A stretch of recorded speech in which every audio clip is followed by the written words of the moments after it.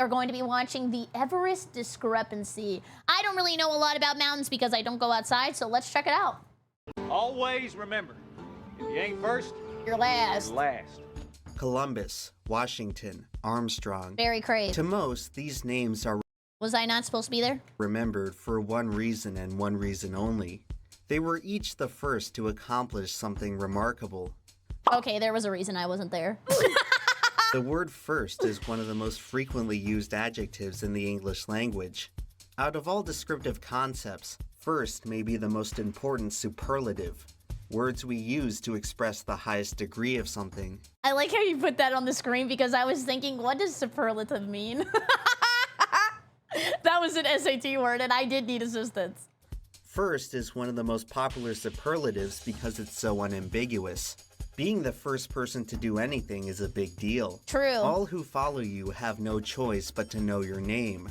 If you're the first to achieve something monumental, history will remember you long after you're gone. I think about that. Like, what is left to be firsted?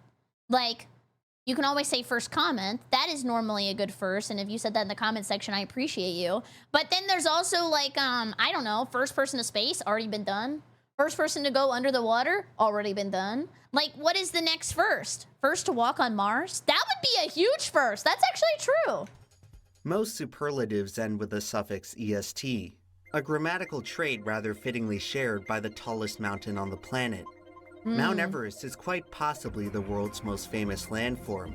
It towers nearly 9 kilometers above sea level and can be seen from over 300 kilometers away, equivalent to seeing New York City from Boston. Whoa. It's a well-known fact that the first person to reach the summit of Everest was Sir Edmund Hillary in 19... See, but my question is, if you have to walk all the way up there, you have to wear a diaper, right? I think we talked about this before, and then you guys were like, okay, well, then you have to pee in the snow. And then I said, what if it's so cold that the pee comes out as icicles? There's just so many problems that I'd rather just stay home and pee myself. 1953. It's one of those pieces of trivia that gets thrown around so much that you just stop questioning it. It seems like something that should be indisputable. The first man to set foot atop the tallest mountain. An unambiguous statement of fact. Except, 29 years before Edmund Hillary reached the top of Everest, there's a small chance, but a chance nonetheless, that someone else may have got there first. Dude, can you imagine you got the world record, but then history will never remember you? And you just climbed to the top of Mount Everest for fun? And then everybody just talks about another guy? That's kind of sad. The Western world first laid eyes on Everest in the middle of the 19th century, but it wasn't until 1921 when they first set foot on it. That year, the British Royal Geographic Society financed the first expedition to explore Everest and identify a route to the top. So they're the first to go, and maybe they'll leave, like, what are they called? Like, putang for people to grab onto, and then they'll make it easier for those who come after. A leading member of the expedition was 34-year-old George Mallory, considered to be one of the most skilled climbers in Britain. Damn. Just 5 years prior, Mallory was fighting in the Battle of the Somme, where over the span of 5 months, the young men of Europe suffered more than 1.6 million casualties. Holy crap! In 1922, Mallory was about to enter one of the few places on Earth that was even more inhospitable. For millennia, civilizations around the world have considered the highest mountains to be sacred grounds. Oh, that's why in Civ, I think it's like you build, was it the college or the religious site around the mountain? That kind of makes sense. Anyone who dared to climb them would be trespassing in the realm of gods. No matter how superstitious you are, you can't deny that there are some places on Earth that human beings were never designed to go. Atop mountains like Everest, Human beings never designed to go. Maybe like, I don't know, Twitter? we gotta stop the expeditions to Twitter. Don't you dare say Arby's, by the way. I am a big Arby's fan. I love Arby's. I get the beef and cheddar, and they know how to make it better than anybody else. And the curly fries are great, and they have good milkshakes. I am tired of the Arby's hate. Like, there's definitely worse places, like Burger King. Let's keep it over there. The terrain is so precarious that one misstep can result in a fatal fall. For most of the year, the summit is blasted with hurricane-force winds, What? enough to blow any climber clear off the mountain. Any practical attempts to reach the summit have to be conducted in roughly a 10-day window before the annual monsoon season, when didn't know wind that. speeds are relatively calm. Usually this window opens towards the end of May, but even then, temperatures at the top of Everest struggle to break 0 degrees. Dude, and if you think about it, like now we have a schedule for when you can climb the mountain, but before, somebody had to figure that out the hard way. And I would never want that to be me. Cold enough to cause frostbite on exposed skin in minutes. The frigid temperatures force climbers to seek shelter by nightfall, but even the welcome warmth of the sun presents its own challenges during the day. Ultraviolet radiation becomes much more potent at high altitudes. Oh, the sunburn? Combined with highly reflective snow, people on Everest are at constant risk of snow blindness and other. You can be blind from the snow? Wait, I had no idea. I've really only lived in the South. Holy flashbang! What? Other debilitating eye problems. Even during optimal weather, conditions can change in an instant. Climbers can venture onto the Everest slopes on a clear day and suddenly find themselves stranded in blizzard conditions with nowhere to hide. That would be me. As if that wasn't bad enough, the roving threat of an avalanche can wipe out an entire team of climbers in a matter of seconds. Dude, there's too many QTEs if you're going on an adventure like this. It's just, I don't know. Maybe I have no sense of adventure or whimsy, but I'm too baby for this. Like, can I get a fast travel and maybe they take me in a helicopter and drop me on the top and I go, wow, that was beautiful, and then I go home? I am not built to climb a mountain. However, in spite of all the deadly hazards that await climbers at the top of Everest, the single most life-threatening factor has to do with what isn't there. At 29,000 Oxygen? feet, air pressure is 3 times lower than at sea level, meaning that climbers have access to only 1/3 as much oxygen. Mount Everest is one of 14 summits that extends above the 8,000-meter mark, otherwise known as the Death Zone. Dude, I am not going anywhere named the Death Zone. What the hell? And, like, what if you take, like, one of those oxygen canisters up there with you, and then you, like, take too much, and then you get zooted? Then you're walking around in the Death Zone, like, high as hell. That is really bad. That is really, really bad. And then also you get the oxygen munchies, and then you just want Arby's. See how it all wraps around? Beyond this altitude, the human body no longer has enough oxygen to sustain itself, and within several hours, vital systems will begin to shut down. Climbers who enter this range are no longer flirting with death. They are literally in the process of dying. If anyone in the death zone fails to descend back to a safe altitude in time, their chances of survival are 0. Really? The death zone presents an extreme complication by making any run towards the Everest summit a crucially time-sensitive event. Climbers must maintain a certain pace on the final ascent or else risk running out of oxygen. To make matters even more difficult, the thin atmosphere makes the act of climbing painstakingly slow. Most climbers near the summit have to stop to catch their breath after each individual step. The process is so exhaustive that summiters are expected to burn more than 15,000 calories, equivalent to the daily energy output of 7 people. 15,000 calories? That's like 3 crumble cookies. You just gotta have them on standby.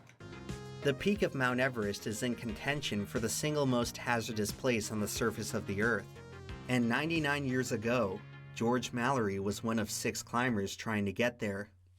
On May 19, 1922, I'm gonna be honest, 1922 way too early for this. You ain't got no technology, you ain't got no Skyrim horses, you ain't got no rocket ships. Like, oh my God, this is a challenge run. Mallory led Howard Somerville, Edward Norton, and Henry Morshead on the first official attempt to reach the Everest summit. Wait, was this during Prohibition? Oh, they had nothing else to do. That's why they were just going up the mountain. They were so bored. Across 3 days, the team trekked up the north side of the mountain, eventually reaching a record altitude of 8,225 meters before turning back. Jeez. On May 24th, George Finch and Jeffrey Bruce set off on another attempt, this time making use of supplemental oxygen. On the 27th, Good tech. Finch reached a new altitude record of 8,326 meters. Immediately Remember, it was only prohibited in the US, LOL, rest of the world could drink. Oh, I forgot about the rest. I'm sorry, I have a Texas education. All I know is the Alamo and Prohibition. Please spare me, please spare me. Immediately, Mallory was eager to make his own attempt with oxygen, believing that it was his ticket to making history. While many of the exhausted climbers were hesitant to make a third attempt, Yeah. Mallory's fascination with Everest had begun to turn into an obsession. Hyperfixation. On June 3rd, he convinced several climbers to follow him on a hastily improvised trek to the summit. Dude, hastily improvised? Oh, hell no. This would need at least 4 years of planning for me to show up. They were joined by 14 Sherpa porters who were assisting in hauling equipment to the higher camps. The expedition was now running far too late, and the monsoon had begun dumping fresh snow on the Everest slopes. On June 7th, Mallory's right after my party birthday. triggered an avalanche that buried 7 porters alive. The disaster would mark the immediate end of the expedition. Holy crap! Yeah, I'm done. I would say I'm done, no more. Mallory was criticized by his peers for his recklessness, as his sudden mania for the summit had led to a severe lapse in judgment. Ugh. After the failure of 1922, he would have to wait 2 more years until his next chance to conquer Everest. In the spring of 1924, the British expedition crew were back in the Himalayas. Uh-oh. Mallory, Bruce, Norton, and Somerville had returned from the previous mission. We got the squad back together? I thought after the last time somebody would have said no. But damn, we're bringing the band back. This time being joined by newcomers Noel Odell and Sandy Irvin. Mallory was now 37 and reconciled that this expedition would likely be his last shot at. Isn't 37 pretty old for that? Like, this is a lot of stamina, a lot of, I don't know, perseverance and endurance. Like, that gotta be a little old. Like, my back hurts going down the stairs sometimes, and I'm 28. Reaching the world's highest peak. The May of 1924 featured historically poor weather conditions at Everest. Not wanting a repeat of the 1922 disaster, the group decided to overrule Mallory's original plan and attempt the summit without oxygen. What? The change frustrated Mallory, who Yeah? now viewed oxygen as a necessity to reach the summit. Yeah? On June 1st, Mallory and Bruce began their journey up the North Ridge. After less than a day, the pair disappointingly aborted their attempt after poor weather forced them to retreat. Bad RNG. On June 2nd, Norton and Somerville began their attempt, this time finding themselves in ideal weather as they marched higher up the mountain. Yes! By June 4th, the pair had made it all the way up to the Great Couloir before exhaustion and respiratory problems forced them to turn around. Oh. I was in the we're so back arc, but they're in the we're so done arc. Edward Norton reached a new altitude record of 8,570 meters. Let's go! Just 280 meters beneath the summit. Mallory was originally scheduled to make one last attempt with experienced climber Noel Odell, but after the failed first attempt, Mallory decided to call an audible. Instead of Odell, Mallory would make his final run to the summit alongside the 22-year-old novice Sandy He Irvin, swapped? who He got a new dual queue? happened to be the most skilled oxygen technician among the expedition crew. Whoa. Based on this attribute, it's clear what Mallory had in mind.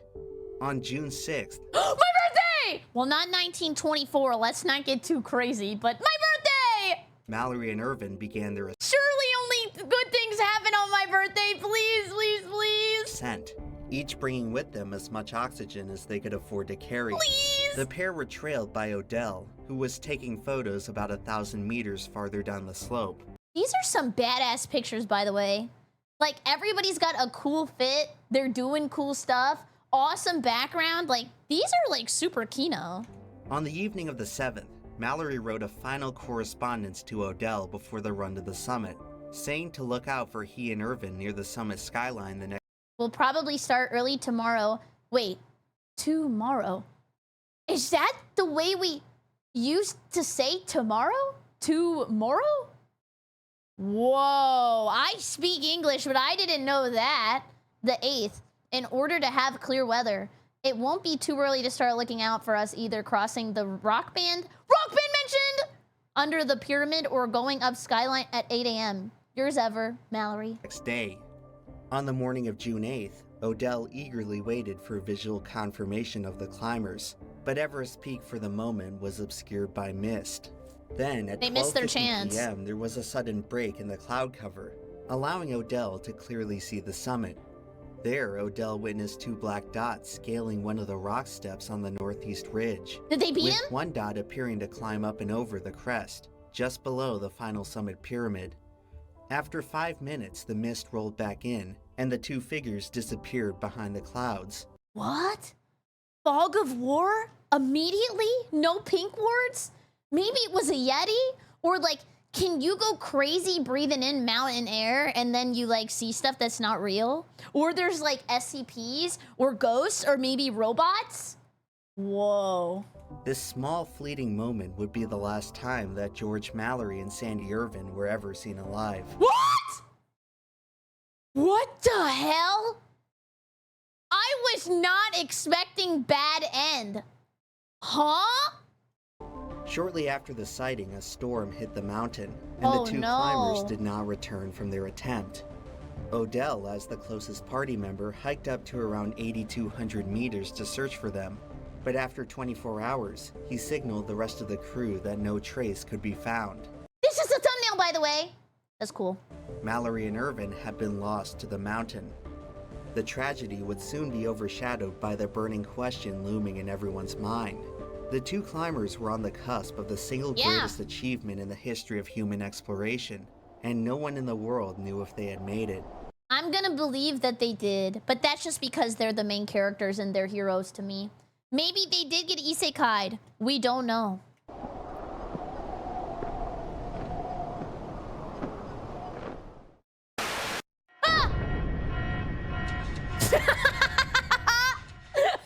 Welcome back, everyone, to Why a are very we special green? product placement. Today, the fine people at Bespoke Post have sponsored me on an expedition to become the first green man to climb the tallest mountain Okay, he answered my question. Thank you, Green Man. in Florida. What? Could I be the first red woman to do it in Florida? Oh, I'm going now. I'm being joined by my Sherpa, Rusty Cage, and today, thanks to his help, we're going to be making history. Now, you've seen your share of subscription boxes, but I'm telling you, buddy, Bespoke Post is unlike anything you've ever seen before. Me? Bespoke offers a variety of premium goods from under-the-radar brands. Oh, this is like the man box. Like you could get a sword or like a gadget or maybe like some, I don't know, gardening stuff or like a mouse pad. Many of their products come from small businesses based right here in the US. Wait, what was that? I think I just saw something you put up your butt. Whether you like cooking, fashion, or the great outdoors, Bespoke has a box for you. And unlike other subscription boxes, at Bespoke, you only pay for what you want. Each month, you get to preview your box, and Oh, are we also previewing the stuff you put up your butt? And like maybe afterwards I'm like, that was not a good fit. You can take this back. if you're not satisfied, you can choose to swap it out or skip the month entirely for no charge. So for this expedition, the folks at Bespoke have provided us with the trail box and the weekender bag. Cool! And actually, it looks like we're coming up on the mountain right about now. Where? Man, that's a little bit bigger than what I was expecting. You want to hear that? All right, I guess they did sponsor us to come out here, so gotta go climb it. All right. The jacket, and you know it's hot as hell. Oh, wait, he already answered me. It's 86 degrees Fahrenheit. Go. This is what dreams are made of right here. Look at that guy looking at him. History in the making. Dude, just kind of like him goofing around reminds me of like old 2015 YouTube where like you would just go outside and do random stuff and then everybody looks at you in the background and it's so funny. Seeing that enormous mountain in front of me had me worried, but thankfully the Bespoke trail box had everything I needed to tackle the tough road ahead. The survival manual, pocket saw, and paracord bracelet should allow us to navigate this potentially deadly situation. I believe. And the gut hook knife will provide us with much needed leverage on these treacherous slopes. Just starting to get up the incline here. The tractor in the Still background. quite a ways to go.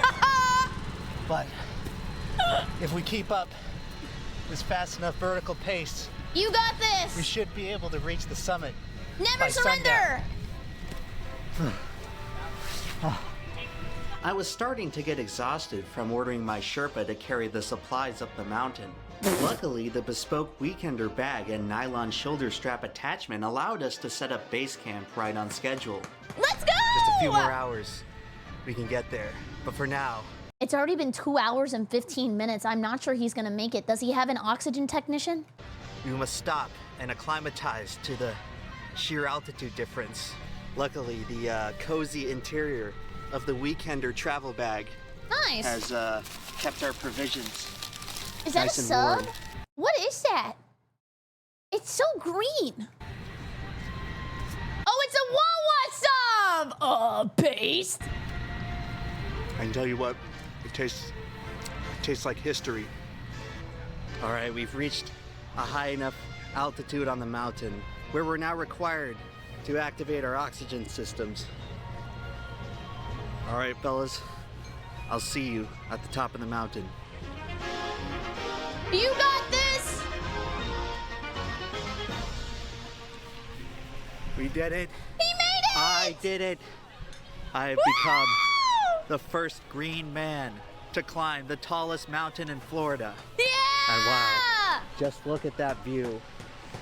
Oh, this is just unbelievable. We must be 10, 15 feet up in the air. You sure did it, Mr. Lemon. You did it all by yourself. You're a real hero. Well, that's not true, Sherpa Cage. I couldn't have done it without bespoke post. Oh, I'd not the like to flag. dedicate this moment to all the people who watch my videos and consume the products. Is this how green it is in Florida daily? Yeah, I be living on Namek. Or Namek. I don't actually know how you're supposed to say it. I read the manga.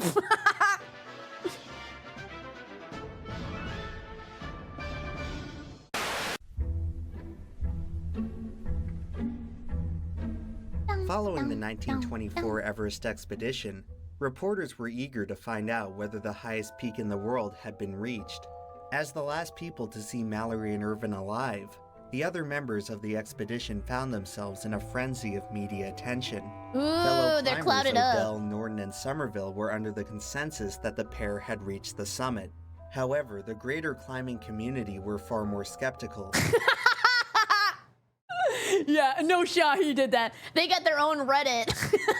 They're downvoting this shit. And future Everest expeditions would begin to raise major questions over the possibility of a successful attempt. Based on the testimony from Norton and Odell, the working theory was that Mallory and Irvin were attempting to reach the summit via the crest of the Northeast Ridge, a Haters! route which at that point had never been explored. Climbers of the time lacked the knowledge or experience to truly evaluate the difficulty of the route. A major complication that Mallory and Irvin would have had to face was a geological feature on the ridge known as the second step, Oh. one of 3 prominent obstacles on the final run to the summit. So you have to go through the snow. You're already tired. You already need to have a bunch of oxygen because you're at the top. And now you got to climb over some really big shit? Or bring a ladder? Or maybe is that when you use like the grappling hook? I don't know. This is just so much effort. At an altitude of Like at that point, I would think I'm done. And now this is like the hardest part? 8,600 meters, Yeah, and it's a speed run because you're on a time limit. the second step is a 40-meter tall, near-vertical rock face that spans across the entire width of the ridge. Jeez. Initially, it was claimed to be the rock step mentioned in Odell's eyewitness report, and was supposedly surmounted by one of the climbers in just 5 minutes. However, as future expeditions examined the second step, Odell's statement began to appear more and more dubious. Oh. And you have to go back down, right? Like, is this when you bring your snowboard and then you just like rip it all the way down and you have fun? And do like flips and shit? The first climbers to definitively explore the second step arrived in the 1933 expedition. One member described the rock face as utterly impregnable. What? What does that mean back in 1933? Are we humping on the rock wall? I'm confused now. Edmund Hillary's successful summit attempt in 1953 did not have to navigate the second step, as he reached the summit from the south side of the mountain. The first party confirmed to successfully climb the second step was the 1960 Chinese expedition, which managed to overcome the obstacle using pitons, a I was just talking about those! I learned about that from Peak! climbing aid which Mallory and Irvin did not have. Even with superior tools, it still took the Chinese 5 excruciating hours to complete the climb. Jeez. Future expeditions would install a ladder to make surmounting the second step somewhat bearable. Historical hindsight of the second step's extreme difficulty shed serious doubt on whether Mallory or Irvin could have feasibly climbed it back in 1924. I would say no, like there's too much tech, right? And they also would have had to have like the knowledge and maybe like equipment, and it's only 2 guys. Like, I think maybe they just kind of crashed out and got wiped out. It's just, I want to believe, I really do. And like in my heart, I believe, but I don't think they could walk sideways. Irvin, a novice climber, was almost certainly out of his depth. Oh no, they called him a noob. Only Mallory would have had a realistic chance of navigating the obstacle, but many climbers today question whether even that would have been possible. Modern-day mountaineers now use tiered grading scales such as the Yosemite Decimal System to assess the technical difficulty of climbing features. In the century since the 1924 expedition, several experts have successfully free-climbed the second step. What? Wait, that's like the bouldering stuff where you just use just like your grip strength and you just climb all the way up? Holy crap, is that not super hardcore? Wow. And have appraised the obstacle with grades ranging from 5.6 to 5.10. Based on Mallory's climbing history, his skill has been estimated at a grade of 5.9, meaning that the second step may have been just within his capabilities. However, aside from his raw aptitude, Mallory would have also had to scale the step using rudimentary gear while hauling multiple oxygen canisters. That's Making hard. an unassisted climb on an unexplored obstacle under all these circumstances would have required a superhuman effort. And to do so in the 5 minutes that Odell supposedly saw, it would have to have been one of the most unlikely miracles in the history of mountain climbing. He had to have unlocked levitation. Maybe he has wings. There's just something we don't understand here. It's for this reason why many have inferred that Odell did not see the 2 climbers surmounting the second step, but rather the comparatively easier first step. However, if this was the case, it would have provided the pair with another major complication. At the time Odell spotted the climbers, they were already 4 hours behind schedule. If they were as far from the summit as the first step in that moment, they would not have had enough time to reach the peak by sundown. Even if Mallory and Irvin had continued climbing into dusk, their estimated supply of oxygen would have likely run out. Oh, and then you're pretty much just donezo. Or you have to leave really, really fast and there's nothing you can do. An additional problem working against the 2 climbers was the rapidly deteriorating weather conditions over the course of June 8th. Meteorological data gathered at the base camp during the expedition recorded a significant drop in barometric pressure between the 8th and 9th, which would have made the air near the summit even more thin. Everest climber Graham Hoyland extrapolated that on the day that Mallory and Irvin trekked to the summit, the drop in air pressure would have added the equivalent of 180 meters to the effective altitude of the— Holy crap! Dude, that's the stuff I never think about too. Like, I also think they put different like cooking instructions depending on like the pressure of where you live, right? I think, where did I see that? Maybe that was on an MRE or something. They were talking about how if you live like in a higher altitude, you have to like maybe like microwave something different or use the MREs different. So like, how do they even eat up there? I mean, I guess you just eat nothing and then you go back down and you have a snack later and drink some hot cocoa with marshmallows in it. And pressure cookers, that's true. Flamethrower, I mean, you probably could bring a flamethrower, but that's pretty heavy equip load. mountain. Unfortunately, their summit day coincided with the arrival of that season's monsoon. And to get to the summit— I can't even hear the word monsoon without hearing it in my head. And into the monsoon, you're the word to the end of time. the 2 climbers would have had to survive the storm that hit the mountain at around 2 p.m. A modern-day thermodynamic analysis of Mallory's clothing revealed that he would not have been insulated if the wind speed had risen by a significant degree, a scenario that he likely experienced in the June 8th storm. It's probable that this sudden change in the weather ultimately led to Mallory and Irvin perishing on the mountain. Probably. But for the moment, without any knowledge of their whereabouts, a specific cause of death could not be determined. Eventually, though, as more expeditions ventured up the slopes of Everest, clues began to emerge over the fate of the two wayward climbers. Are they gonna send the expeditioners from the game that like were shirtless and super buffy? Would they survive? Probably. In 1933, crew members discovered a lost ice pick just below the first step.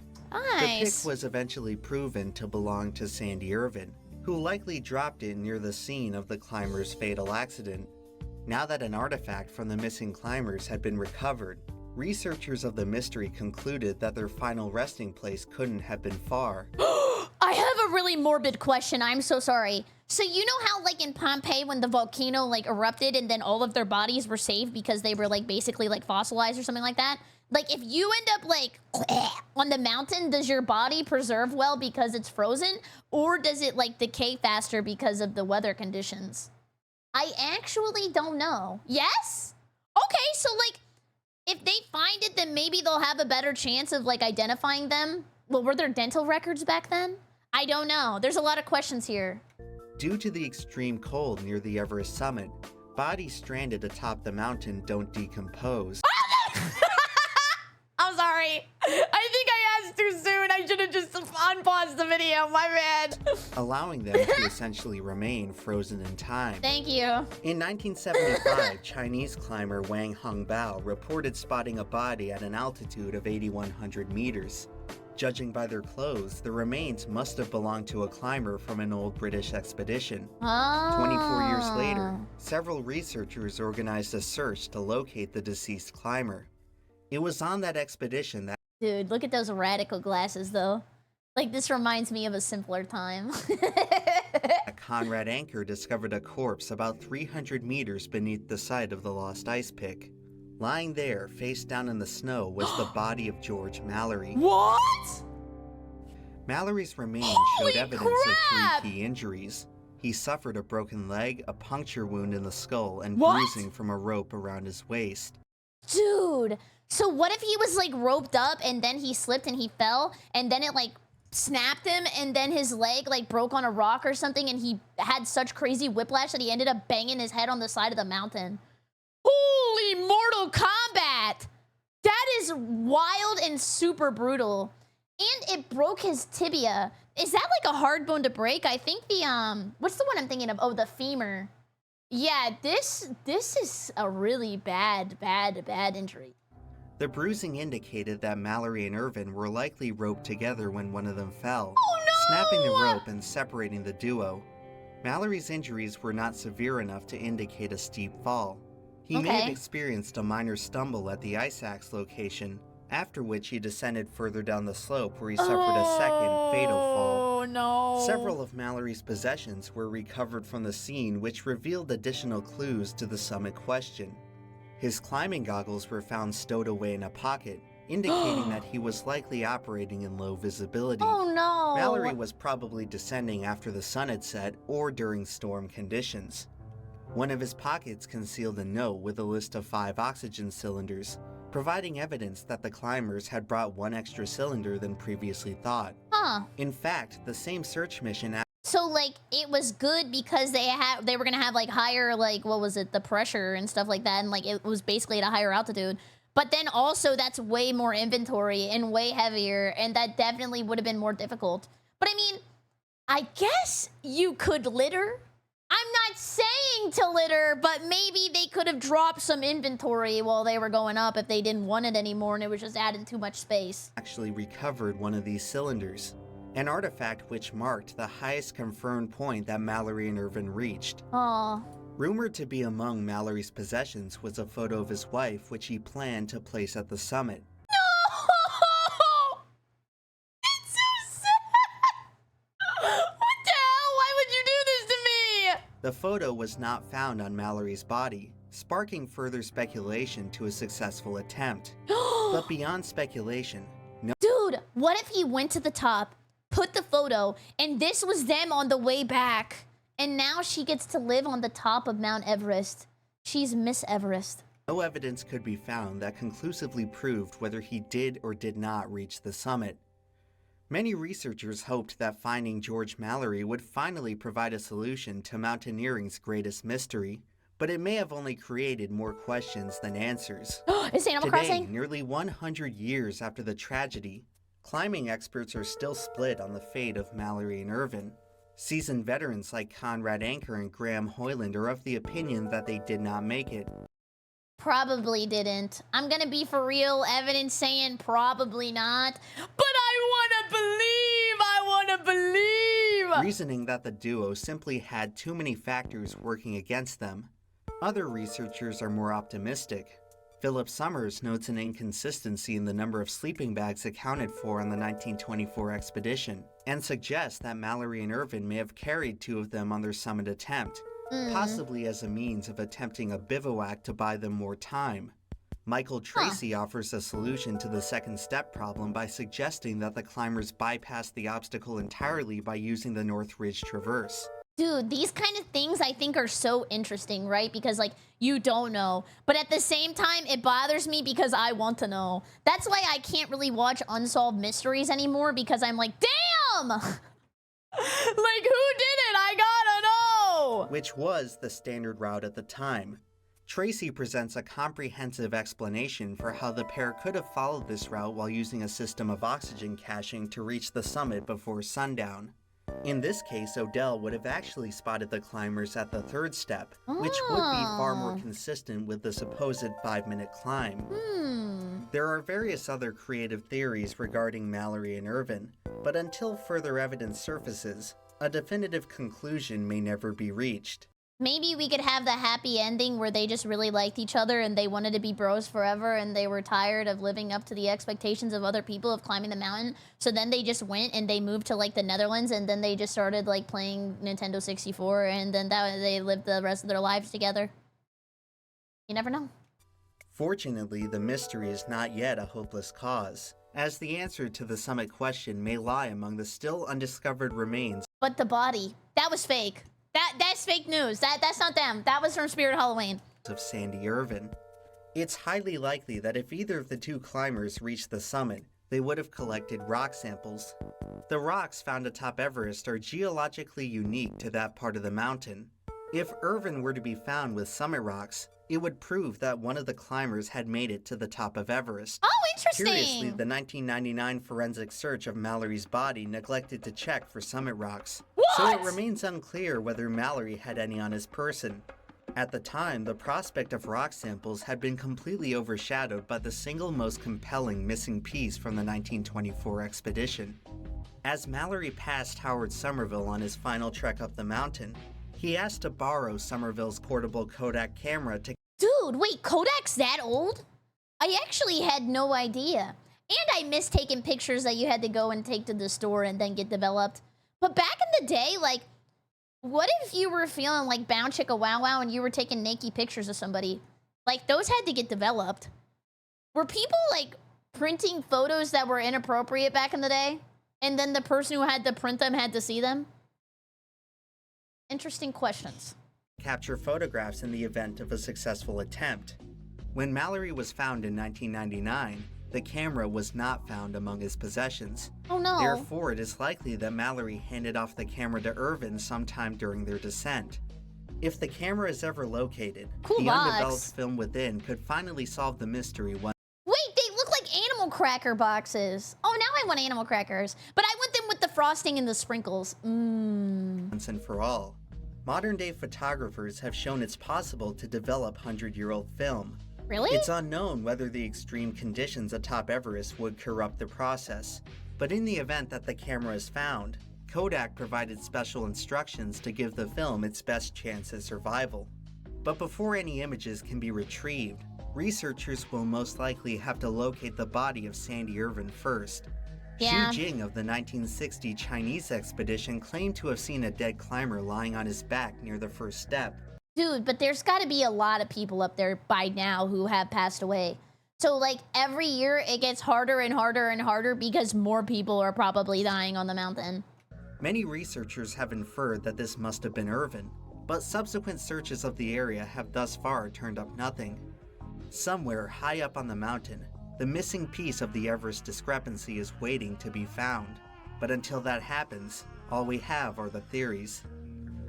There are many arguments Game for theory. and against a successful summit attempt, but most of them hinge on one unknowable variable: whether George Mallory, while tantalizingly close to his defining achievement, would have chosen to turn back. I don't Away think so. from the mountains, Mallory had a beloved wife and children. I'm gonna be honest with you, like, he was so hyper fixated on the mountain, it was like a siren's call to him. There is no way he would have just turned around and been like, you know what, I'm so close, but I give up. Yeah, I'm done. Yep, that's it. Yep, I'm done. After the 1924 expedition, he was known to have aspirations of becoming a writer. Oh, that's right. He certainly was in no position to throw his life away, nor endanger the life of his young climbing partner. However, the imposing allure of the Everest summit can have a strange effect on people. Yeah. Many climbers who attempt Everest report a psychological phenomenon known as summit fever. Oh, this is kind of what I was talking about earlier, how you just kind of get zooted. Like, especially after all that climbing too. Like, okay, I know how to explain this in an interesting way. Do you know when you really have to pee and like you hold your pee and you're like, oh, I can hold it, I got it, I got it, I got it, I got it. And then as soon as you see the toilet, you're gonna let it go. Like you will pee frame one. Like that's the way it probably is with the mountain. Like they see it and they're like, I'm almost there, I'm almost there, I'm almost there. Where they become affixed in a trance-like state, compelling them to either reach the summit or die trying. Yeah. Death was no stranger to George Mallory, who had witnessed the horrors of World War I. Oh. An event so traumatizing that it profoundly altered the way a generation of men understood the concept of life and death. True. Many soldiers who lived through the slaughter would go on to develop survivor's guilt, Yeah. a condition where survivors of a mass tragedy experience sorrow and regret over not perishing alongside their peers. Death was so common in the Great War that many began to see valiant self-sacrifice as an expectation. That's crazy. It's possible that as Mallory was staring down his greatest adversary, he may have been thinking the same way. It's tough to think clearly in oxygen-starved conditions. And like, don't they also have the added like allure of being the first? Like to other people, it's like, okay, we'll get to the top of Everest. Like it's like a bucket list thing for me. But for them, it was like, we can be the first people to do it, ever.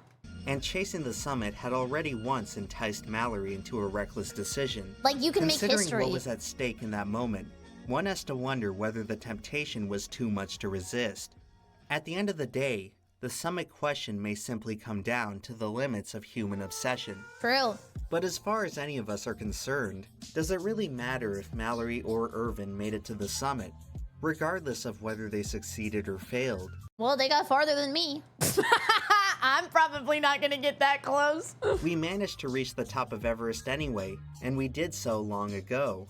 We have since reached the summit along every ridge and during every season. As of now, over 4,000 people have stood atop Everest. Dude, I'm gonna be honest, that's lower than I thought. I thought it would have been at like at least, I don't know, 50,000 people. Including a 13-year-old. What? And an 80-year-old?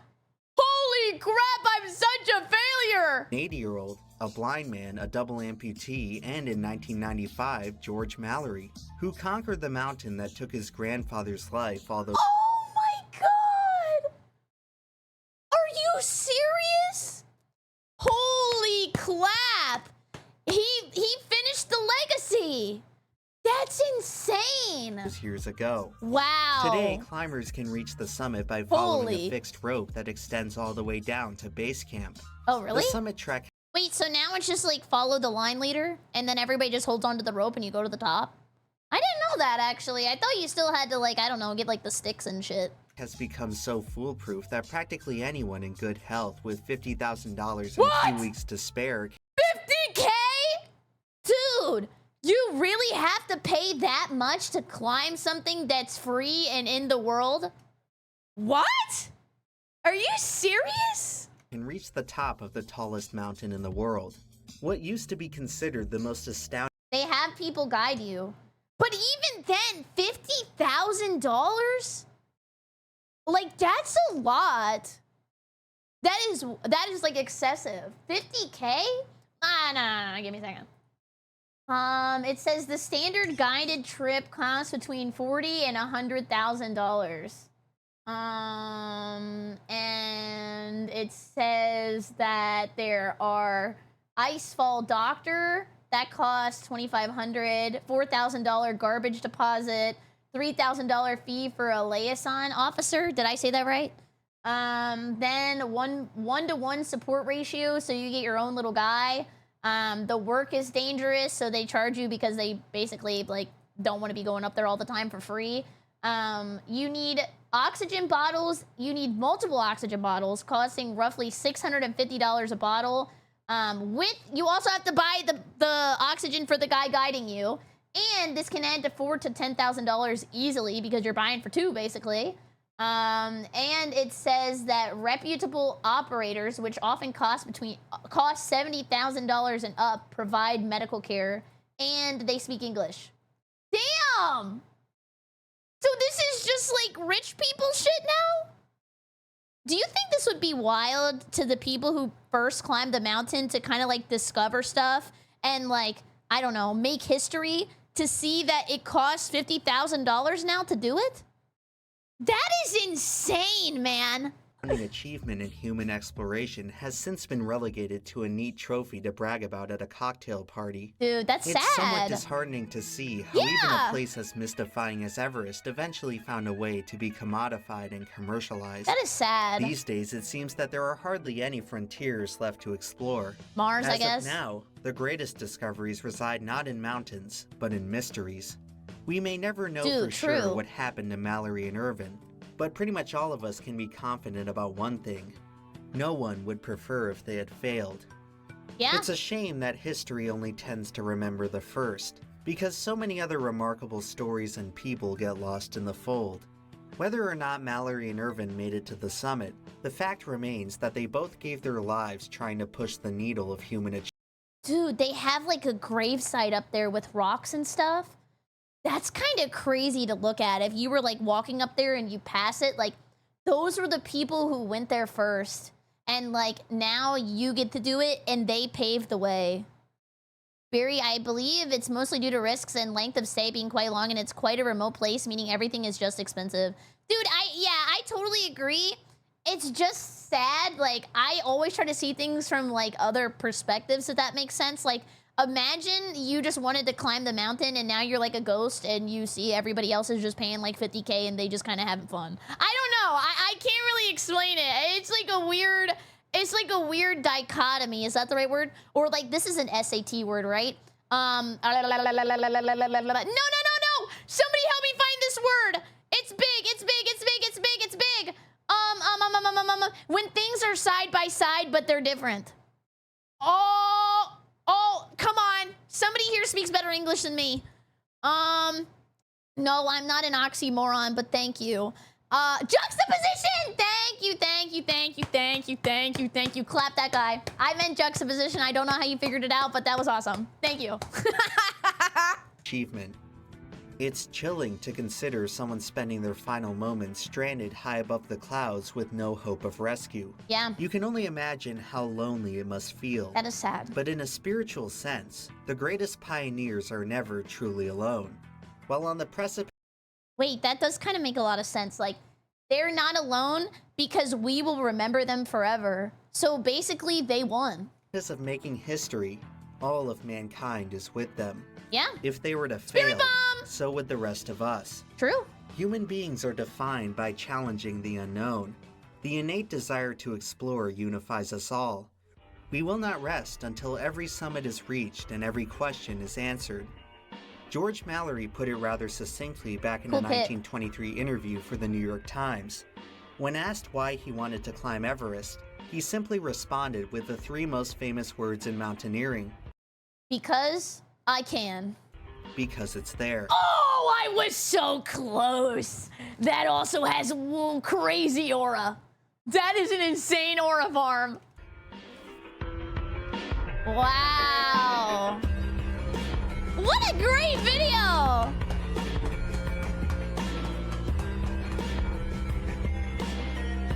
That was really cool. Dance time. Bring it around town.